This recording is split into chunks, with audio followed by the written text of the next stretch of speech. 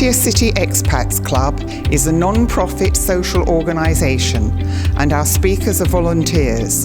The club as such assumes no responsibility or liability for the professional reputation of or the quality of services provided by the speaker today.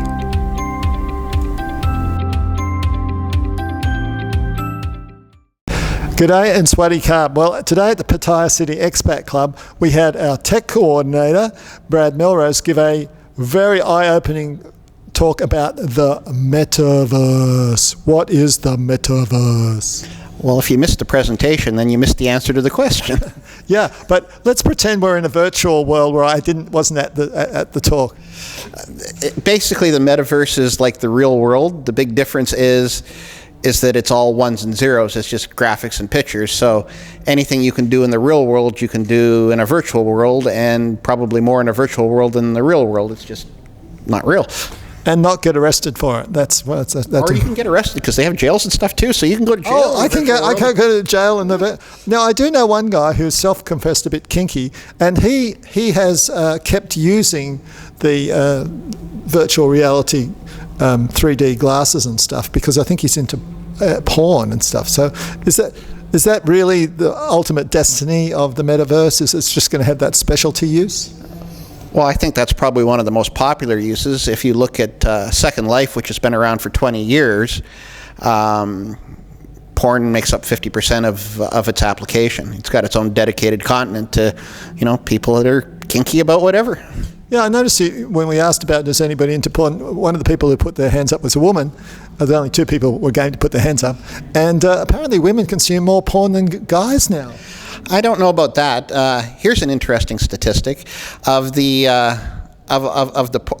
porn on Second Life.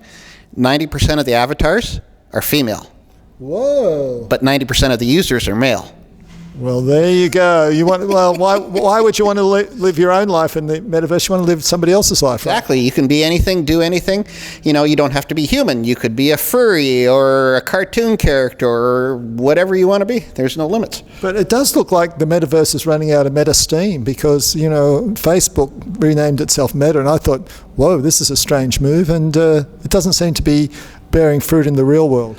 Well, this is Zuckerberg's big idea is let's take an existing concept and make it bigger and fancier, and he's doing that. He spent hundreds of billions of dollars to build it. It still isn't really taking off. It's not completed, and it's a 20-year-old concept that never really got huge market penetration in the world. So I don't know. I don't see him making any money with it. I see Facebook running out of money before they actually get this thing off the ground and being profitable.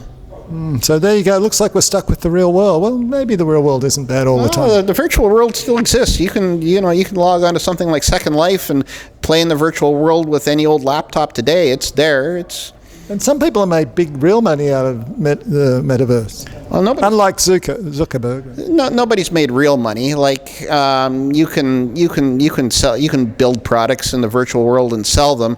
And make enough money to cover your expenses, but you're not going to get rich, and you're probably not going to be able to live off it. But you can make money in the virtual world. There's sort of like video games that are almost like metaversey in a way, the way they play some of these online games. Well, I think you've got it backwards. You can play games in the metaverse. So you might have, a card table, and you play a game in the metaverse while somebody else is playing the slot machines. You can play games inside the metaverse. It's not really the other way around. The metaverse is not a game. It's a world. There's no objective. There's no ending. You just are, just like real life. You don't have an end goal. Right. So you're seeing that it's going to really stay in a sort of niche Second Life type thing. Yeah, the users it's got will continue to use it, and it'll have its niche market, but it won't be the thing that everybody uses all the time. It'll never get there. And even augmented reality hasn't really taken off to any extent. Yeah, it's like 3D. 3D was the big thing when 3D movies started coming out. Everybody had to see them in 3D. You could buy 3D TVs. Now the odd movie's made in 3D, and you can't buy the TVs anymore. So it's a fad. Augmented reality was sort of the same thing. Google tried it with a Google Glass. It never really took off. VR headsets have been around for a long time. They haven't really taken off. I just don't see anybody spending because Second Life, you can use any old computer, it works on a screen. Whereas what Zuckerberg is building, you need VR headsets to use, and I just don't see people spending $300 to $1,000 on a headset that nobody really wants to access his virtual world. I don't see it happening.